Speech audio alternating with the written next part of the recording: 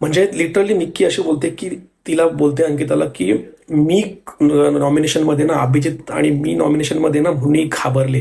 डीपीला सुद्धा ही काळ बोलत होती की मी नॉमिनेशनमध्ये मला टास्क खेळायचा होता आणि हे सगळे ड्रामे ही करत होती. लायकी काही फट्टू याची फाटले नॉमिनेशनपासून.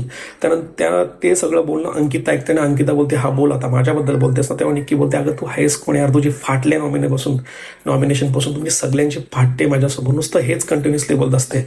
त्यानंतर अंकिता बोलते हो बघितलं ना ते कोणाची किती फाटले ना ते काल टास्कमध्ये दिसलं ते. त्यानंतर निक्की बोलते नाही तो माझा ट्रॉमा आहे म्हणून मी टास्क नाही केले वगैरे. हा मग त्यानंतर निक्की बोलते की मी आहे ना असे 36 मुद्दे ना मागच्या सीझनला सुद्धा केले ना आत्ता सुद्धा करते, कळलं ना. त्यानंतर अंकिता बोलते की हो हो तरी तुला गरज वाटली का मराठी सीझन करायची.